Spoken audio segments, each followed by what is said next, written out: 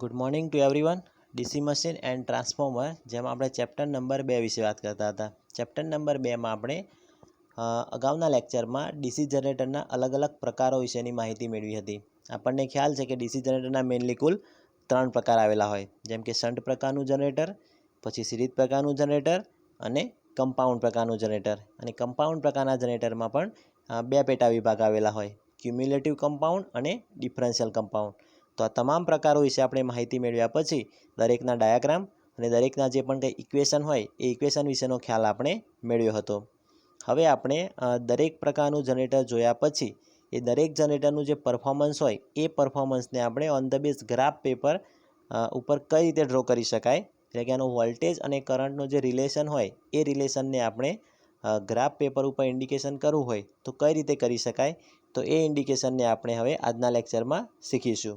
જેને કહેવામાં આવતું હોય છે કે ડીસી જનરેટરની કેરેક્ટરિસ્ટિક એટલે શું, તો એનું જે પરફોર્મન્સ હોય વોલ્ટેજ અને કરંટનું, કે બંને વચ્ચે કયા પ્રકારનો રિલેશન હોય, કઈ વેલ્યુમાં વધારો કરીએ તો સામેની વેલ્યુમાં શું ફેરફાર થતો હોય, તો એ બંને વચ્ચેનું જે પરસ્પર કરસ્પોન્ડિંગ હોય તો એનું આપણે જે ઇન્ડિકેશન હોય એ કઈ રીતે ડ્રો કરી શકાય એ વિશેનો ખ્યાલ હવે આપણે આજના લેક્ચરમાં મેળવીશું. હવે કેરેક્ટરિસ્ટિક વિશે વાત કરતાં પહેલાં પ્રથમ તો આપણને ખ્યાલ હોવો જોઈએ કે ડીસી જનરેટરમાં મેઇનલી કુલ 2 પ્રકારની કેરેક્ટરિસ્ટિક હોય. અહીંયા જોઈ શકાય આપણને કે ડીસી જનરેટરમાં મેઇનલી 2 પ્રકારની કેરેક્ટરિસ્ટિક હોય, જેમાંની પ્રથમ કેરેક્ટરિસ્ટિકનું નામ છે મેગ્નેટાઇઝિંગ કેરેક્ટરિસ્ટિક અને બીજી કેરેક્ટરિસ્ટિકનું નામ છે લોડ કેરેક્ટરિસ્ટિક. હવે આ બંને કેરેક્ટરિસ્ટિકમાંથી જે આપણને લોડ કેરેક્ટરિસ્ટિક આપેલી છે એ લોડ કેરેક્ટરિસ્ટિકને આપણે દરેક જનરેટર માટે અલગથી જોઈશું. એટલે કે લોડ કેરેક્ટરિસ્ટિક સૌ પ્રથમ આપણે શન્ટ પ્રકારના જનરેટર માટે જોઈશું, ત્યાર પછી સિરીઝ પ્રકારના જનરેટર માટે જોઈશું, ત્યાર પછી ક્યુમ્યુલેટિવ કમ્પાઉન્ડ પ્રકારના જનરેટર વિશે પણ જોઈશું અને ડિફરન્શિયલ કમ્પાઉન્ડ પ્રકારના જનરેટર વિશે પણ જોઈશું. કે જે લોડ કેરેક્ટરિસ્ટિક હોય એ લોડ કેરેક્ટરિસ્ટિક દરેક જનરેટરની અલગ અલગ હોય. કે જેમ જેમ આપણે લોડમાં ફેરફાર કરીએ એમ લોડમાં ફેરફાર કરવાથી જે આપણને ટર્મિનલ વોલ્ટેજ મળતો હોય એ વોલ્ટેજમાં પણ શું ફેરફાર થાય એ વિશેનો જે ગ્રાફ હોય એ ગ્રાફની માહિતી આપણે દરેક જનરેટર માટે અલગ અલગ રીતે મેળવીશું. પરંતુ અહીંયા જે આપણી મેગ્નેટાઇઝિંગ કેરેક્ટરિસ્ટિક છે તો એ મેગ્નેટાઇઝિંગ કેરેક્ટરિસ્ટિકમાં એક આપણે કોમન ગ્રાફ પેપર ઉપર દરેક જનરેટર વિશેનો ખ્યાલ મેળવીશું. એટલે કે મેગ્નેટાઇઝિંગ કેરેક્ટરિસ્ટિક દરેક જનરેટર માટે આપણે કોમનલી ડ્રો કરીશું. અહીંયા જોઈ શકાય કે અહીંયા આપણને આપેલી છે મેગ્નેટાઇઝિંગ કેરેક્ટરિસ્ટિક. તો દરેક જનરેટર માટે જે આ મેગ્નેટાઇઝિંગ કેરેક્ટરિસ્ટિક છે એ કેરેક્ટરિસ્ટિક કોમન રહેશે. આ કેરેક્ટરિસ્ટિકને આપણે દરેક જનરેટર માટે અલગથી ડ્રો નહીં કરીએ, પરંતુ દરેક માટેની આપણે અહીંયા કોમન ડ્રો કરેલી છે. તો આપણે આજના લેક્ચરમાં વાત કરીશું સૌપ્રથમ મેગ્નેટાઇઝિંગ કેરેક્ટરિસ્ટિક વિશે, અને ત્યાર પછી આ દરેક જનરેટર વિશે આપણે લોડ કેરેક્ટરિસ્ટિક વિશે જોઈશું. તો હવે આપણે જોઈશું મેગ્નેટાઇઝિંગ કેરેક્ટરિસ્ટિક.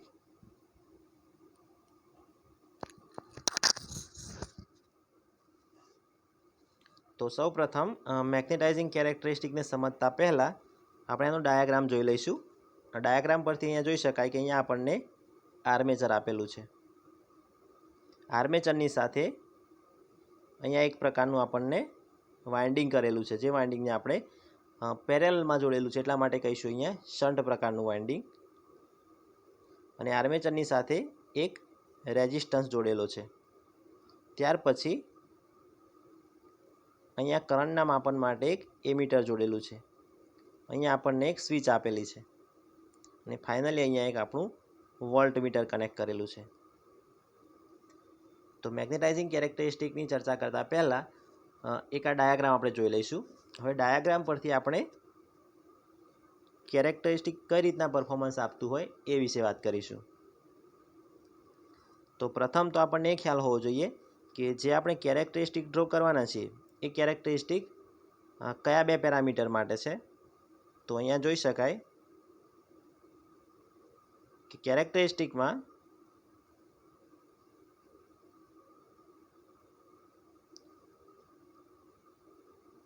જે આપણી વર્ટિકલ લાઇન હોય એ વર્ટિકલ લાઇનમાં આપણે વોલ્ટેજ તરીકે દર્શાવીશું અને જે આપણે અહીંયા હોરિઝોન્ટલ લાઇન હોય એ હોરિઝોન્ટલ લાઇનને આપણે અહીંયા ફિલ્ડ કરંટ વિશેનું ઇન્ડિકેશન આપીશું.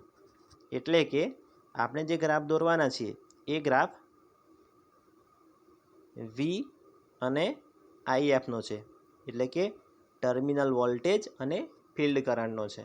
કે ફિલ્ડ કરંટમાં આપણે કેવો ફેરફાર કરીશું, તો એની સામે ટર્મિનલ વોલ્ટેજમાં આપણને કયા પ્રકારનો ફેરફાર જોવા મળશે એ વિશેનો છે. અહીંયા જોઈ શકાય આપણા ટર્મિનલ વોલ્ટેજ છે અને અહીંયા આપણો ફિલ્ડ કરંટ છે.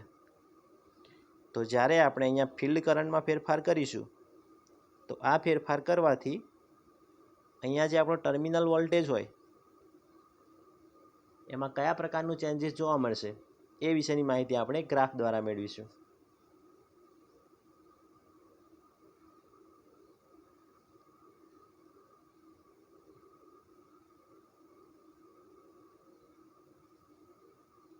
તો સૌપ્રથમ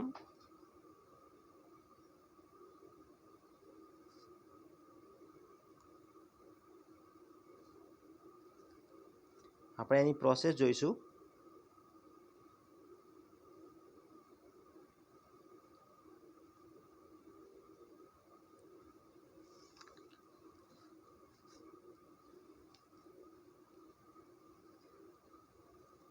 પ્રથમ અહીંયા આપણે સ્વિચ ઓપન રાખીશું. અહીંયા જે આપણે સ્વિચ આપેલી છે એ સ્વિચને આપણે ઓપન રાખીશું અને સ્વિચ ઓપન રાખ્યા પછી અહીંયા આપણને કેટલા વોલ્ટેજ મળે છે એ વોલ્ટેજનું આપણે માપન કરીશું. હવે તમને પ્રશ્ન થાય કે જો સ્વિચ ઓપન રાખવામાં આવે તો અહીંયાથી કોઈ કરંટનું વહન થશે નહીં, તો અહીંયા આઉટપુટ વોલ્ટેજ કઈ રીતના મેળવી શકાય? તો કદાચ કોઈએ નામ સાંભળ્યું હોય રેસિડ્યુઅલ મેગ્નેટિઝમ. આપણે કદાચ કોઈએ નામ સાંભળ્યું હોય રેસિડ્યુઅલ મેગ્નેટિઝમ. જો તમે બીએચ કરવા શીખ્યા હોવ તો બીએચ કરવામાં આવતું હતું રેસિડ્યુઅલ મેગ્નેટિઝમ. તો રેસિડ્યુઅલ મેગ્નેટિઝમ કોને કહેવાય? તો કોઈ પણ ઉપકરણ હોય એ ઉપકરણને પોતાનો કોઈક અલગથી ચાર્જ હોય, એટલે કે પોતાની અંદર એક ચાર્જ રહેલો હોય કે જેને કારણે આપણે જ્યારે ઉપકરણને સ્ટાર્ટ કરીએ તો એ સ્ટાર્ટ કરવાને કારણે ખૂબ જ ઓછા સમયમાં પોતે શરૂ થઈ શકે. આપણને ખ્યાલ છે જ્યારે આપણે સપ્લાય આપીએ તો સપ્લાય આપ્યા પછી એક મિલી સેકન્ડ જેટલો ટાઈમ લાગતો હોય છે, પરંતુ ઉપકરણમાં જો પોતાનું રેસિડ્યુઅલ મેગ્નેટિઝમ હોય તો એ પોતાના ચાર્જને કારણે ખૂબ જ ઝડપથી પોતે ચાલુ થવાની પ્રોસેસ થતી હોય છે. તો એ રેસિડ્યુઅલ મેગ્નેટિઝમને કારણે ભલે આપણે અહીંયા સ્વિચ ઓપન હોય, અહીંયા સ્વિચ દેખી શકાય કે સ્વિચ ઓપન હોય, પરંતુ કોઈપણ પ્રકારનું ઉપકરણના રેસિડ્યુઅલ ચાર્જને પરિણામે એ ઉપકરણમાં અમુક વોલ્ટેજ ઓલરેડી બિલ્ડઅપ થયેલા હોય છે અને એ પોતાના વોલ્ટેજને કારણે એનો કરંટ અને વોલ્ટેજ આપણને જોવા મળે છે. તો અહીંયા પણ કંઈક એવું જ છે કે જ્યારે તમે સ્વિચ ઓપન રાખશો, પરંતુ અહીંયા રેસિડ્યુઅલ મેગ્નેટિઝમને કારણે આપણને ગ્રાફ ઉપર થોડો વોલ્ટેજ જોવા મળશે. અહીંયા ગ્રાફ ઉપર આપણને માઇનોર વોલ્ટેજ જોવા મળશે. એ કોના કારણે? તો રેસિડ્યુઅલ મેગ્નેટિઝમના કારણે. ત્યાર પછી આપણું પ્રથમ સ્ટેપ હતું કે સ્વિચ ઓપન રાખ્યા પછી આપણે વોલ્ટમીટરમાં રીડિંગ લેવાનું હતું. કે સ્વિચ જો આપણે ઓપન રાખી છે તો વોલ્ટમીટરમાં વોલ્ટેજ જો બતાવતા હોય તેનો મતલબ એવો છે કે અહીંયા આપણને રેસિડ્યુઅલ મેગ્નેટિઝમ જોવા મળે છે અને કોઈપણ ઉપકરણ માટે હંમેશા રેસિડ્યુઅલ મેગ્નેટિઝમનું હોવું ખૂબ જ જરૂરી છે. જો રેસિડ્યુઅલ મેગ્નેટિઝમ હોય તો એ ઉપકરણમાં ઝડપથી વોલ્ટેજ બિલ્ડઅપ કરી શકાય છે. પછીનું બીજું સ્ટેપ આપણે જોઈશું. હવે બીજા સ્ટેપમાં અહીંયા આપણે સ્વિચને ક્લોઝ કરીશું. હવે સ્વિચને ક્લોઝ કર્યા પછી અહીંયાથી જે કરંટ પસાર થતો હોય અહીંયા એમીટરમાંથી આપણે અહીંયા બતાવેલું છે કે એમીટરમાંથી જે કરંટ પસાર થાય છે, જે ફિલ્ડ કરંટ, અહીંયા ફિલ્ડ આપણું શન્ટ પ્રકારનું છે એટલા માટે આપણે અહીંયા ફિલ્ડ કરંટને ISH વડે દર્શાવ્યો છે. તો સ્વિચ ક્લોઝ કર્યા પછી જે શન્ટ કરંટ પસાર થતો હોય એ કરંટની વેલ્યુમાં આપણે કંટ્રોલિંગ કરીશું. કોની મદદથી? તો રેઝિસ્ટરની મદદથી. આપણને ખ્યાલ છે કે રેઝિસ્ટરની મદદથી કરંટની વેલ્યુમાં આપણે કંટ્રોલિંગ કરી શકાય. તો અહીંયાથી જે કરંટ પસાર થતો હોય ફિલ્ડ વાઇન્ડિંગમાંથી એ કરંટનું આપણે કંટ્રોલિંગ કરીશું. તો સૌ પ્રથમ આપણે ફિલ્ડ કરંટને વધારીશું. અહીંયા જ્યાં ફિલ્ડ કરંટ હોય એ ફિલ્ડ કરંટને આપણે અહીંયા વધારીશું અને ફિલ્ડ કરંટમાં વધારો કર્યા પછી અહીંયા આપણે જોઈશું કે વોલ્ટેજ આપણને કહેવા મળે છે. અહીંયા જોઈ શકાય આપણને આપેલું છે ઇન્ક્રીઝિંગ એટલે કે ફિલ્ડ કરંટમાં વધારો કર્યો. આ દિશામાં આપણો ફિલ્ડ કરંટ જાય છે અને એ દિશામાં આપણે શું કરવાનું છે તો વધારો કરવાનો છે, એટલે કે ફિલ્ડ કરંટમાં આપણે વધારો કરીશું. તો ફિલ્ડ કરંટમાં વધારો કર્યા પછી આપણને આ રીતે કંઈક ગ્રાફ મળે છે, એટલે કે ટર્મિનલ વોલ્ટેજ આપણને આ રીતે મળે છે. અને ત્યાર પછી બીજા સ્ટેપમાં ફિલ્ડ કરંટમાં આપણે ઘટાડો કરીશું, નેગેટિવ ફિલ્ડ કરંટમાં આપણે અહીંયા ઘટાડો કરીશું. અહીંયા આપણને આપેલું છે ડિક્રીઝિંગ એટલે ફિલ્ડ કરંટમાં ઘટાડો કરીશું. તો ફિલ્ડ કરંટમાં ઘટાડો કર્યા પછી આપણને આ પ્રમાણેનો ગ્રાફ મળે છે. અને જે આપણને બંને ગ્રાફ મળે છે ઇન્ક્રીઝિંગ અને ડિક્રીઝિંગ એટલે કે ફિલ્ડ કરંટમાં વધારો કર્યા પછી મળતા આઉટપુટ વોલ્ટેજ અને ફિલ્ડ કરંટમાં ઘટાડો કર્યા પછી મળતા આઉટપુટ વોલ્ટેજ, અને એ બંનેનું જે પણ આપણને એવરેજ મળે એ એવરેજને આપણે અહીંયા દર્શાવીશું. અને એ જે એવરેજ મળે એને આપણે કહીશું આપણી મેગ્નેટાઇઝિંગ કેરેક્ટરિસ્ટિક. તો મેઇનલી મેગ્નેટાઇઝિંગ કેરેક્ટરિસ્ટિકમાં આપણે આપણી જે બંને રાશિ હોય ટર્મિનલ વોલ્ટેજ અને ફિલ્ડ કરંટ એ બંને વચ્ચેનો રિલેશન આપણે ચેક કરતા હોઈએ છીએ.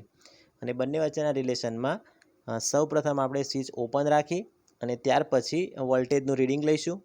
અને સ્વિચ ઓપન રાખ્યા પછી આપણને જો વોલ્ટમીટરમાં ઇન્ડિકેશન મળતું હોય તો એનો મતલબ એવો થાય કે આપણું જે પણ કંઈ ઉપકરણ હોય એમાં રેસિડ્યુઅલ મેગ્નેટિઝમ પેદા થાય છે. અને રેસિડ્યુઅલ મેગ્નેટિઝમ જો પેદા થતું હોય તો આપણે ખૂબ જ ઝડપથી વોલ્ટેજ બિલ્ડઅપ કરી શકાય છે. ત્યાર પછીના બીજા સ્ટેપમાં આપણે સ્વિચને ક્લોઝ કરીશું. અને સ્વિચને બંધ કર્યા પછી આપણો જે વેરિયેબલ પ્રતિરોધ હોય એટલે કે જે રેઝિસ્ટન્સ હોય એ રેઝિસ્ટન્સની મદદથી આપણે ફિલ્ડ કરંટમાં પ્રથમ વધારો કરીશું અને ત્યાર પછી ઘટાડો કરીશું. અને જેવો આપણે ફિલ્ડ કરંટમાં વધારો કરીશું એ સમયે આપણે ટર્મિનલ વોલ્ટેજને માપીશું અને ત્યાર પછી જેવો ફિલ્ડ કરંટમાં ઘટાડો કરીશું એ સમયે પણ ટર્મિનલ વોલ્ટેજનું માપન કરીશું. અને એ જે બંને કેરેક્ટરિસ્ટિક હોય ઇન્ક્રીઝિંગ અને ડિક્રીઝિંગ એ બંનેનું જે એવરેજ મળતું હોય એને આપણે કહીશું આપણી મેગ્નેટાઇઝિંગ કેરેક્ટરિસ્ટિક. તો આ રીતે મેગ્નેટાઇઝિંગ કેરેક્ટરિસ્ટિકને ડ્રો કરી શકાતી હોય છે. અહીં આપણને આપેલું છે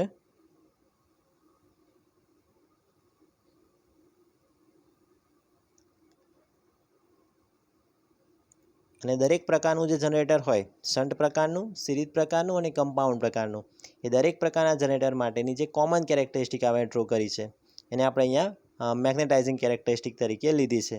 જ્યારે આપણે લોડ કેરેક્ટરિસ્ટિકની વાત કરીશું તો લોડ કેરેક્ટરિસ્ટિકમાં દરેક જનરેટર માટે આપણે પર્ટિક્યુલર વાત કરીશું, એટલે કે દરેક જનરેટરની અલગ અલગ કેરેક્ટરિસ્ટિક આપણે જોઈશું.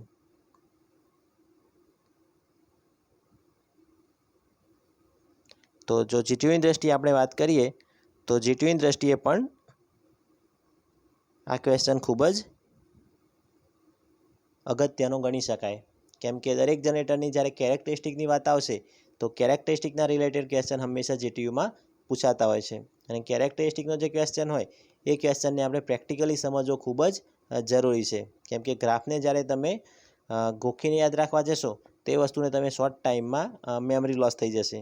એની જગ્યાએ જો તમે સમજ્યા હશો કે કઈ રીતે એમાં વધારો થાય છે એની સામે બીજી રાશિમાં કઈ રીતે ફરક પડતો હોય એ વસ્તુને જો પ્રેક્ટિકલી સમજ્યા હશો તો ખૂબ લાંબા સમય સુધી એ વસ્તુને યાદ રાખી શકાશે.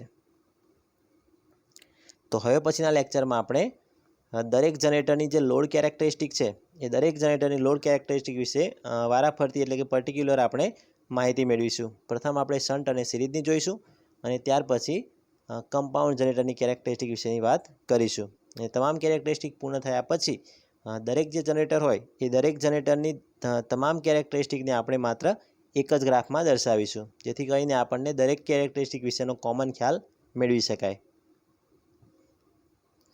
તો આશા રાખું છું કે આજના લેક્ચરમાં દરેક વિદ્યાર્થીને સારી રીતે ખ્યાલ આવ્યો હશે. Thank you.